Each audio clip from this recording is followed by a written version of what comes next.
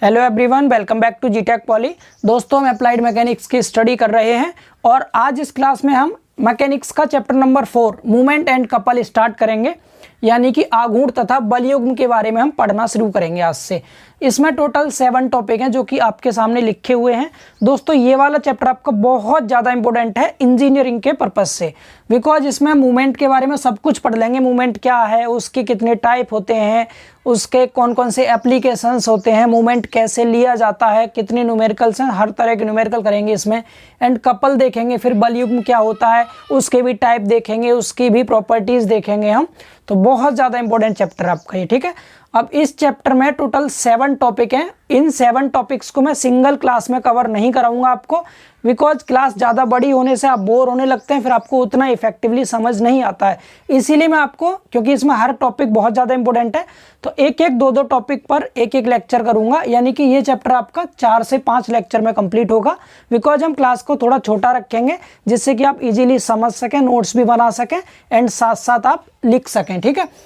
तो देखिए, सबसे पहला टॉपिक है हमारा इसमें मूवमेंट, यानी मूवमेंट के बारे में पढ़ेंगे हम पहले टॉपिक में। हालांकि मैं इसे पढ़ा चुका हूँ पिछले लेक्चर में, फिर भी दोबारा देख लेंगे मूवमेंट क्या है। एंड दूसरा टॉपिक है हमारा वेरिग्नॉन्स थ्योरम, वेरिग्नॉन का प्रमेय। ये दोस्तों बहुत ज़्यादा इंपॉर्टेंट है, बिकॉज ये एग्जाम में कई बार पूछा गया है 5 मार्क्स में, ठीक है। 50 नंबर में से 5 नंबर में ये टॉपिक आता है आपका वेरिग्नॉन का प्रमेय, बहुत ज़्यादा इंपॉर्टेंट है। तो आज की इस क्लास का मेन मोटिव यही है कि हम वेरिग्नॉन की थ्योरम समझेंगे, ठीक है। तो आज मैं आपको इसको बहुत अच्छे वे में समझाने वाला हूँ, इसका डेरिवेशन भी मैं आपको कराऊंगा, तो आपको बहुत ध्यान से देखना है, ठीक है। बाकी नीचे के जो टॉपिक है अगले लेक्चर्स में कवर करेंगे, जिसमें कि प्रिंसिपल ऑफ मूवमेंट्स है, एप्लीकेशन ऑफ मूवमेंट है। एप्लीकेशन ऑफ मूवमेंट बहुत इंपॉर्टेंट है दोस्तों, क्योंकि मूवमेंट के जो एप्लीकेशंस होते हैं, जो अनुप्रयोग होते हैं, वो बहुत ज़्यादा पूछे जाते हैं। जैसे लीवर हो गया, लीवर के भी टाइप पढ़ेंगे अलग अलग, जैसे सिंपल लीवर हो गया, बेल क्रैंक लीवर हो गया, कंपाउंड लीवर हो गया। इसके बाद स्टील यार्ड पढ़ेंगे, जिससे वजन नापते हैं ना, तुला दंड कहते हैं उसे हिंदी में, इसके बारे में पढ़ेंगे। फिर लीवर सुरक्षा वाल्व, लीवर सेफ्टी वाल्व देखेंगे क्या होता है। कपल पढ़ेंगे, टाइप्स ऑफ कपल पढ़ेंगे, प्रॉपर्टीज देखेंगे कपल की। तो इस तरह से कई सारे टॉपिक हैं इसमें जो कि बहुत ज़्यादा यूजफुल हैं, ठीक है। बट आज की क्लास में हम शुरू के दोनों टॉपिक को कवर करेंगे, उनमें से भी ज़्यादा फोकस करेंगे हम वेरिग्नॉन की थ्योरम पर। तो एक बार ही आप इस चैप्टर के जो टॉपिक्स हैं इसका स्क्रीनशॉट ले लीजिए, फिर मैं क्लास को स्टार्ट करता हूँ आगे, ठीक है। आई होप सो आपको टॉपिक समझ आ गए होंगे कौन कौन से हमें पढ़ने हैं। तो मैं इनको रफ करने जा रहा हूं और सबसे पहली हेडिंग लिखेंगे आप मूवमेंट। दोस्तों, आप साथ साथ नोट्स बनाइएगा प्लीज़ करके, क्योंकि पिछले भी मैंने आपको 3 चैप्टर कराए हैं, तो उनके भी मैंने क्लास में ही नोट्स आपको यहाँ पर प्रोवाइड कर दिए थे, यानी स्लाइड की फॉर्म में भी लिखता था, कुछ मैं आपको बोर्ड पर भी समझाता था। तो उस तरह से आप वीडियो को कंप्लीट देख के नोट्स लिख सकते हैं। कुछ बच्चों की PDF की डिमांड थी, तो मैंने PDF भी व्हाट्सएप ग्रुप में शेयर कर दिया था, ठीक है। तो चलिए स्टार्ट करते हैं मूवमेंट से। देखना, लिख लीजिए हेडिंग मूवमेंट, और बहुत प्यार से समझेंगे एकदम इजी वे में, ठीक है। तो देखिए, बात करते हैं मूवमेंट की। हेडिंग सभी ने लिख ली, मूवमेंट। मूवमेंट यानी आघूर्ण, ठीक है। बहुत ध्यान से समझिएगा, दोनों लैंग्वेज में आपको मैं समझाऊंगा इसको। देखिए, जैसे ये कोई बॉडी है दोस्तों, बॉडी है कोई AB, बॉडी मतलब हिंदी में पिंड कह सकते हैं, या कोई छड़ है AB है, इसका ये A सिरा है, ये B सिरा है, कोई रॉड है AB, ठीक है। मान लिया A और B के बीच की दूरी D है, यानी A और B के बीच की डिस्टेंस क्या है, D है, ठीक है। हमने इसके एक पॉइंट को तो यहाँ से फिक्स कर दिया, या फिर हिंज लगा दिया यहाँ पर हमने, ठीक है। और दूसरे पॉइंट पर यहाँ फोर्स लगाया कोई, ये F बल लगा दिया मैंने, क्लियर। अब ये F बल क्या काम करेगा, जैसे ये AB छड़ आपकी ये मार्कर है एक तरह से, ठीक है। आपने यहाँ से तो हिंज लगा रखा, मतलब घूम सकती है इस पॉइंट के अबाउट ये, और यहाँ से फोर्स लगाया, तो क्या करेगा ये फोर्स, इसको ऐसे घुमाएगा नीचे की और इस तरह से रोटेट कराएगा ये। यानी ये फोर्स क्या करेगा दोस्तों, ये फोर्स इस बॉडी को इस तरह से रोटेट कराने की कोशिश करेगा, ठीक है। यानी इसको घुमा देगा, ये इस तरह से घुमाने की टेंडेंसी रखता है इसको, ये इसको घुमाने की प्रवृत्ति रखता है। क्लियर हुआ इतना। तो हम क्या बोलेंगे, अब ध्यान से सुनिएगा, इसी से हम इसकी डेफिनेशन लिखेंगे। पहले तो हिंदी में समझे आप, हिंदी में क्या कि किसी बल द्वारा, ये बल ही तो है जो हमने बल लगा रखा है, किसी बल द्वारा किसी पिंड को, पिंड क्या है, ये AB आपका एक पिंड है, छड़ जो है, ठीक है। किसी बल द्वारा किसी पिंड को किसी बिंदु के परितः, ये A क्या है, A पॉइंट के अबाउट घूम रही है बॉडी, जैसे पॉइंट A ये है, यहाँ बल लगा रखा तो A के अबाउट घूम रही है, ऐसे A के अबाउट ही तो घूम रही है इस पॉइंट के अबाउट। यहाँ से ये छड़ है इस ए बिंदु के चारों तरफ ही तो घूम रही है, परितः मतलब चारों तरफ, ठीक है। तो क्या बोल देंगे, किसी बल द्वारा किसी छड़ या किसी पिंड को किसी बिंदु या अक्ष के परितः घुमाने की प्रवृत्ति को आघूर्ण कहते हैं। आघूर्ण मतलब घूमना, ठीक है। तो क्या हो जाएगा, घुमाने की प्रवृत्ति को आघूर्ण कहते हैं, ठीक है। इसी को इंग्लिश में कैसे बोलेंगे हम, तो tendency of rotation of any body about any point और axis by applied force is called movement. Clear हुआ। तो ये क्या हो जाएगा आपका कि किसी भी फोर्स द्वारा किसी बॉडी को किसी पॉइंट के अबाउट या किसी एक्सिस के अबाउट रोटेट कराने की टेंडेंसी को मूवमेंट कहते हैं। क्लियर हुआ। तो इसकी जो डेफिनेशन है आप स्लाइड में देख देख के लिख सकते हैं। हिंदी में लिख लीजिए पहले, आप हिंदी में जो आपको दिख रहा है उसके बाद फिर इंग्लिश में लिख लीजिएगा कि tendency of rotation of any body about any point और axis by applied force is called movement. Clear हुआ सभी को ये। तो ये तो होगी डेफिनेशन इसकी पहली वाली। दूसरी इसकी फॉर्मूले से डेफिनेशन बनती है। तो मूवमेंट में एम आ रहा है पहले, तो इसको एम से हम प्रदर्शित करते हैं दोस्तों, एम से प्रदर्शित करते हैं।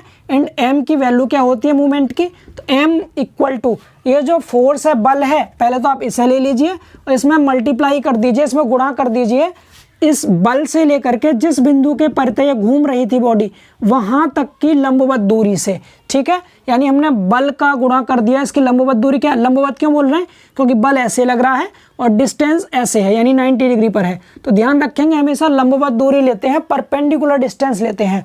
तो force F into perpendicular distance D, इन दोनों को ही हम क्या बोल देंगे, मूवमेंट बोल देंगे। यानी दूसरी डेफिनेशन क्या बोलेंगे हम, हिंदी में तो कह देंगे आप क्या, लगाए गए बल तथा बल से और घूर्णन बिंदु तक की लंबवत दूरी को आघूर्ण कहते हैं। इंग्लिश में कह देंगे हम क्या, the product of applied force and the perpendicular distance is called movement.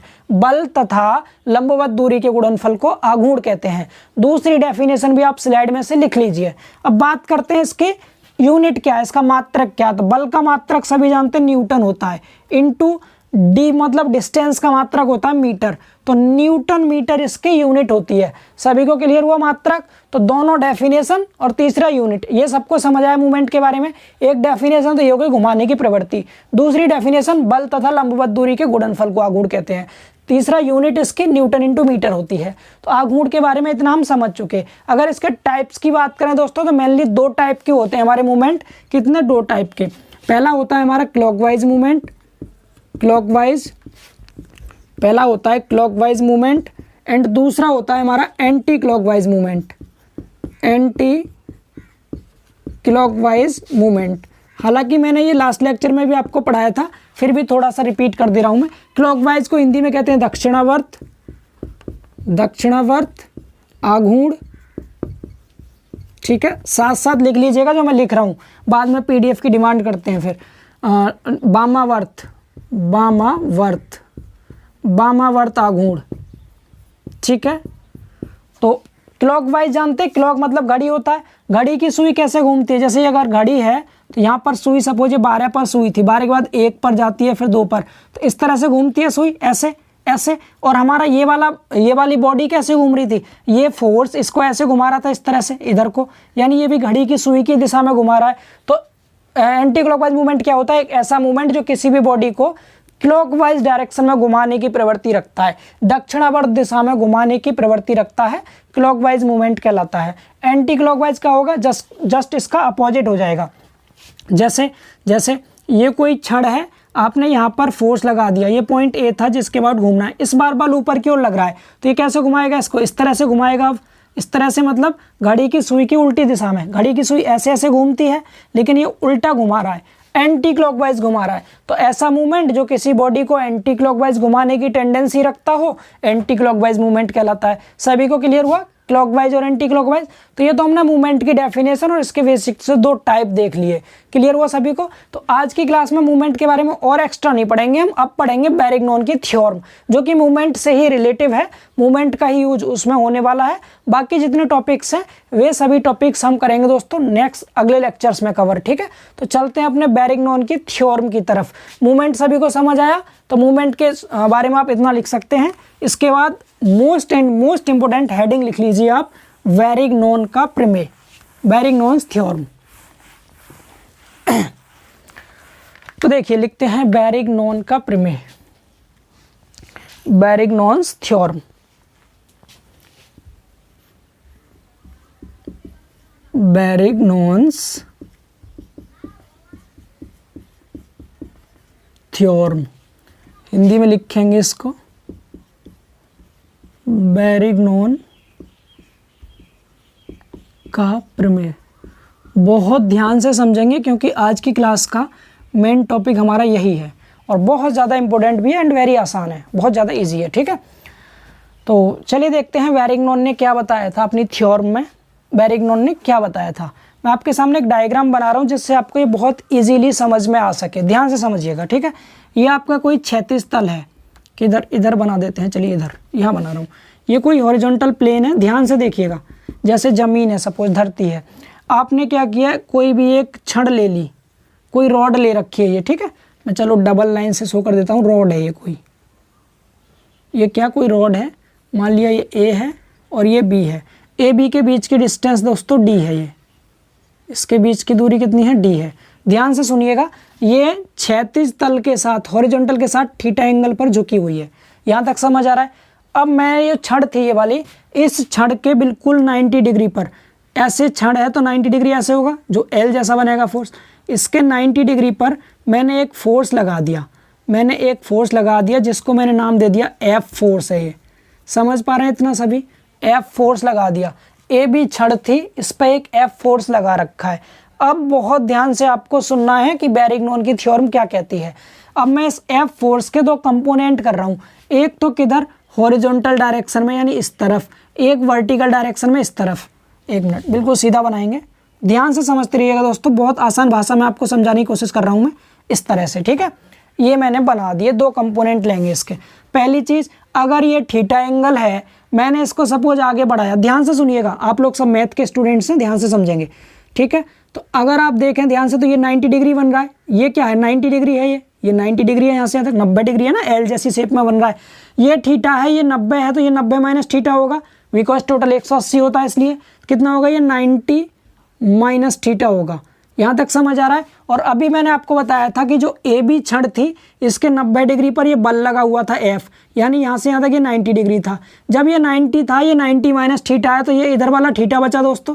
ये क्या बचा, थीटा बचेगा नहीं बचेगा, ये समझ आ रहा है सभी को। एंगल क्या हो गया, ये थीटा हो गया। ठीक है, अब मैंने क्या किया, इस एफ बल के दो घटक किए कंपोनेंट, दो कंपोनेंट कर दिए मैंने इस एफ के। ठीक है, यस, ठीक है, तो इसके मैंने दो कंपोनेंट किए। कंपोनेंट कैसे, एफ का जिसके साथ एंगल बनाएगा उस पर कॉस लेते हैं, मैं आपको सेकंड चैप्टर से बताता आ रहा हूं अब तक। तो एफ का जो कंपोनेंट होगा यहाँ पर क्या हो जाएगा, एफ कॉस थीटा, इसके साथ आएगा कॉस थीटा, बिकॉज इसके साथ एंगल बन रहा है। इस पर क्या आएगा, एफ साइन थीटा। ठीक है, अब देखो बैरिग्नॉन साहब ने क्या बताया था, ध्यान से सुनेंगे, यहाँ से आगे ध्यान से सुनेंगे। अब क्या अगर मैं इस एफ फोर्स का मूवमेंट लूँ ए के अबाउट, पॉइंट ए के अबाउट में इन तीनों का मूवमेंट लूंगा, एफ का भी, एफ कॉस थीटा का और एफ साइन थीटा का। ठीक है, तो आएगा क्या रिजल्ट हमारा, कि मैं अगर एफ का मूवमेंट लेता हूँ, किसका, एफ का मूवमेंट, तो एफ का जो मूवमेंट होगा दोस्तों वो बराबर होगा, किसके बराबर होगा, इसके जो हमने कंपोनेंट किए हैं, घटक किए हैं, कौन कौन से, एफ कॉस थीटा और एफ साइन थीटा। तो एफ कॉस थीटा का मूवमेंट लेंगे ए के अबाउट, किसका, एफ कॉस थीटा का मूवमेंट, एफ कॉस थीटा का मूवमेंट, और अगर प्लस कर दूं मैं इसमें एफ साइन थीटा का मूवमेंट, तो इसके बराबर होगा एफ साइन थीटा का मूवमेंट, साइन थीटा का मूवमेंट। ठीक है, समझ आ रहा है। तो ये बैरिग्नॉन ने थ्योरम बताई थी, इतनी सी थ्योरम। अब इसको थ्योरी की फॉर्म में हम कैसे लिखेंगे, अब फिर से पूरा समझा रहा हूँ आपको। मैंने क्या किया, कोई छड़ ली थी, ठीक है, ए बी, डी इसकी डिस्टेंस थी, बहुत इंपॉर्टेंट है, ध्यान से सुनिए। मैंने इस पर एक बल लगा दिया एफ, ठीक है, एफ। तो इस एफ बल का किसी पॉइंट ए के अबाउट मूवमेंट का जो मान होगा, ये बैरिग्नॉन ने बताया था, क्या बताया था, कि किसी बल का किसी पॉइंट के अबाउट मूवमेंट की वैल्यू बराबर होती है उस फोर्स के दोनों कंपोनेंट का उसी सेम पॉइंट के अबाउट मूवमेंट के योगफल के। मैंने क्या किया, एफ का मूवमेंट लिया ए के अबाउट, कुछ आएगा बराबर जो होगा किसके बराबर, एफ कॉस थीटा का ए के अबाउट मूवमेंट प्लस में एफ साइन थीटा का ए के अबाउट मूवमेंट, मतलब सेम पॉइंट रखना है। तो मैं हिंदी में क्या बोल दूंगा, हिंदी में इसकी डेफिनेशन हो जाएगी क्या, किसी बल का किसी बिंदु के परितः आघूर्ण का मान उस बल के दोनों घटक का उसी बिंदु के परितः आघूर्ण के मान के योगफल के बराबर होता है। इंग्लिश में क्या बोलेंगे दोस्तों, इंग्लिश में ध्यान से सुनिएगा आप, movement of any force about any point is equal to the movement of components या two components of that force about the same point. समझ आ गया सभी को, क्लियर हुआ सभी को। तो ये थी बेरिंगटन की थ्योरम। आप सभी यहाँ से भी देख सकते हैं कि एफ बल का इस पॉइंट ए के अबाउट मूवमेंट बराबर होगा एफ कॉस थीटा का ए के अबाउट मूवमेंट प्लस में एफ साइन थीटा का ए के अबाउट मूवमेंट के। सभी को रट गया अच्छे से, ये सभी को याद हो गया ना, किसी भी बल का किसी बिंदु के परितः आघूर्ण का मान इस बल के दोनों घटक का इसी बिंदु के परितः आघूर्ण के मान के योगफल के बराबर होता है। सभी को क्लियर। चलिए अब इसको डेराइव करके देखते हैं कि ये प्रूव करके देखते हैं क्या ये हमने जो लिखा है ये सही है। इसकी प्रूविंग भी पूछी जाती है 5 नंबर में। तो चलिए मैं इसको प्रूव करके दिखाता हूँ। थ्योरी आप सबने लिखी ली होगी। चलिए अब इसकी प्रूविंग देखते हैं। अब इसको प्रूफ करते हैं, ठीक है। प्रूफ सिद्ध करके देखते हैं इसको। सबसे पहले मैंने क्या बोला, हमें एफ का मूवमेंट लेना है, तो लिख दीजिए taking movement about point A. पहले लिख दे रहा हूं मैं इंग्लिश में क्या, taking movement about point A point के अबाउट आघूर्ण लेने पर, बिंदु ए के परितः आघूर्ण लेने पर, लिख लीजिएगा हिंदी में आप। अब इसके बाद पहले लेता हूं मैं एफ का मूवमेंट, ठीक है। यहां लिख दीजिएगा मूवमेंट ऑफ एफ। पहले हम एफ फोर्स का मूवमेंट लेते हैं। अब एफ का जो मूवमेंट आएगा दोस्तों वो क्या आएगा, एफ का मूवमेंट तो फोर्स इनटू परपेंडिकुलर डिस्टेंस हमने पढ़ा था। तो फोर्स एफ है इनटू में परपेंडिकुलर डिस्टेंस कौन सी है, ये ए के अबाउट परपेंडिकुलर, ये तो डी, यानी ये तो इसके 90 डिग्री पर था, तो इसके लिए क्या है, डी है इसकी परपेंडिकुलर डिस्टेंस। ये हमारा एफ इंटू डी आ गई फर्स्ट इक्वेशन निकल के। दूसरा हम लेंगे एफ कॉस थीटा का मूवमेंट, तो आगे लिख देंगे movement of F cos theta, movement of F cos theta. अब एफ कॉस थीटा का मूवमेंट क्या आएगा दोस्तों, तो बल गुणा दूरी, तो बल क्या है हमारा एफ कॉस थीटा, बल है F cos theta into distance क्या है, परपेंडिकुलर लेते हैं दोस्तों। जब मैंने इसको आगे बढ़ाया, सपोज ए बी, ये मैंने सी कह दिया, पॉइंट क्या है सी है, तो अब आप ध्यान से देखें तो ये परपेंडिकुलर ये वाला फोर्स तो हो गया ये, और यहाँ से यहाँ तक की ये है लंबवत दूरी। अरे ये फोर्स है, अगर मैं इस फोर्स को एफ कॉस थीटा को आगे बढ़ाऊंगा तो 90 डिग्री पे यही तो दूरी है हमारी, जो कि क्या है 90 डिग्री पर ए सी, क्या है ए सी। अब ए सी का अगर आप वैल्यू निकालना चाहें तो मैं वैल्यू यहाँ निकाल देता हूँ, ट्रेंगल ए बी सी से, ए बी सी से। तो ए सी लंब है, कर्ण हमें पता है, साइन थीटा लगा देंगे, साइन थीटा इक्वल टू आप सबने पढ़ा है लंब बट्टे कर्ण। लंब क्या है हमारा यहाँ से, लंब बट्टे कर्ण, यानी बी सी अपॉन में डी। तो यहाँ से तो बी सी की वैल्यू निकली दोस्तों, B C equal to D sine theta, D sine theta, तो बी सी आ गया। हमें चाहिए ए सी, तो कॉस थीटा लगा दीजिए। जब मैं कॉस थीटा लगाऊंगा यहाँ से, किधर लिखें, चलिए यहाँ दिख रहा होगा शायद, कॉस थीटा इक्वल टू क्या हो जाएगा, कॉस थीटा आधार बट्टे कर्ण होता है, तो कॉस थीटा हो जाएगा हमारा ए सी, कॉस थीटा हो जाएगा कितना, कॉस थीटा बराबर ए सी अपॉन में डी, आधार बट्टे कर्ण। तो ए सी यहाँ से कितना निकल आएगा, डी कॉस थीटा, इसको इधर ले गया मैं, तो इसको इधर ले जाऊँ, डायरेक्ट कर रहा हूँ थोड़ा, डी इधर पहुँच गया, ए सी ये था, तो ए सी क्या आ गया हमारा डी कॉस थीटा, ठीक है। जगह कम थी नीचे समझाने के लिए, मैंने आपको इसलिए इधर ही कर दिया सॉल्व। तो ए सी की वैल्यू क्या है, डी कॉस थीटा, तो मैं यहाँ लिख सकता हूँ ए सी की जगह पर इसको डी कॉस थीटा, तो एफ कॉस थीटा इंटू ए सी की जगह पे क्या आएगा, डी कॉस थीटा। क्लियर हुआ। यहाँ से कॉस थीटा मिलकर क्या हो जाएगा दोस्तों, F D cos square theta. ये हो गया दूसरा इक्वेशन। समझ आया आप सभी को दूसरी इक्वेशन। अब बात करते हैं तीसरी इक्वेशन की। तो यहाँ तक समझ गए आप। अब चलिए मैं इसको मिटा दूँ, बी सी की वैल्यू डी साइन थीटा है और ए सी की वैल्यू डी कॉस थीटा है। तो यहाँ निकाल देता हूँ मैं तीसरा movement, movement of F sine theta, movement of F sine theta. लिख देंगे movement of F sine theta. अब एफ साइन थीटा का मूवमेंट क्या आएगा, ये एफ साइन थीटा है, तो एफ साइन थीटा तो हो गया हमारा, एफ साइन थीटा तो क्या हो गया हमारा, एफ साइन थीटा हो गया बल into F sine theta force हो गया, इंटू डिस्टेंस क्या है इसमें, डिस्टेंस को ध्यान से देखिए, डिस्टेंस एफ साइन थीटा ये है, ए तक की लंबवत दूरी देखा मैंने, अगर इसको आगे बढ़ाया तो लंबवत दूरी यही वाली तो है परपेंडिकुलर, मतलब ये बी से सी तक, इंटू बी सी दूरी होगी, तो बी सी क्या हो जाएगा यहाँ से F sine theta into B C की वैल्यू क्या है दोस्तों, अभी निकाला था, ये लंब है तो लंब में साइन थीटा आता है, तो डी साइन थीटा पीछे निकाल के दिखाया था आपको भी, थोड़ा सा पीछे करके देख सकते हैं आप, तो साइन थीटा और साइन थीटा क्या हो जाएगा साइन स्क्वायर थीटा, तो एफ डी लिख दिया पहले और पीछे आ जाएगा साइन स्क्वायर थीटा। ये तीसरी इक्वेशन मिल गई। सबको समझ आया तीनों इक्वेशन आपकी, तीनों इक्वेशन सभी को समझ आया, दिख रहा है, बिल्कुल दिख रहा है यहाँ तक, ठीक है। तो ये फर्स्ट इक्वेशन थी, ये सेकंड, ये थर्ड, मतलब पहले हमने एफ का मूवमेंट ले लिया, एफ का कैसे लेंगे, F force into perpendicular distance D हो गई जो कि ए से बी तक की थी, ठीक। फिर एफ कॉस थीटा का मूवमेंट लिया, एफ कॉस थीटा फोर्स हो गया इंटू डिस्टेंस यहाँ से यहाँ तक लंबवत दूरी ए सी का मान इस त्रिभुज को लेकर निकाल दिया जो कि हमारा डी कॉस थीटा आया था, दूसरी इक्वेशन। तीसरा एफ साइन थीटा का मूवमेंट लिया, कैसे आएगा मूवमेंट आपका, एफ साइन थीटा फोर्स ले लिया, दूरी यहाँ से ए तक की लंबवत दूरी ये वाली होगी, या ये कह दीजिए बी से सी तक, बी सी हो गई। अब बी सी की वैल्यू पुट कर दी डी साइन थीटा जो हमने पीछे निकाली थी अभी त्रिभुज की हेल्प से, तो एफ डी साइन और साइन मिलकर साइन स्क्वायर थीटा हो गया। अब बेरिग्नॉन की थ्योरम में क्या बताया गया था कि इन दोनों कंपोनेंट के मूवमेंट को अगर हम जोड़ दें तो वो इस एफ के मूवमेंट के बराबर आना चाहिए, तो मैं इक्वेशन 2 प्लस इक्वेशन 3 करता हूँ, ठीक है। आगे इसको मिटा रहा हूँ, ऊपर से सिर्फ नाम इसका मैं यहाँ लिख देता हूँ, क्या equation second plus equation third. अब सेकंड थर्ड को जोड़िए, सेकंड ये वाला है हमारा, सेकंड क्या है F D cos square theta plus first क्या था, थर्ड क्या था F D sine square theta. अगर आप इसमें से दोस्तों एफ डी कॉमन ले लेंगे, एफ डी कॉमन ले लीजिए तो क्या बचेगा ब्रैकेट में cos square theta plus sine square theta. And आप सभी जानते हैं cos square theta plus sine square theta 1 होता है, तो क्या आ गया ये एफ डी इंटू 1 का किसी में गुणा करो एफ डी ही रहता है, एफ डी, तो ये भी एफ डी है, यानी हमने अगर इन दोनों को जोड़ा तो वो इस फोर्स के मूवमेंट के बराबर आ गया।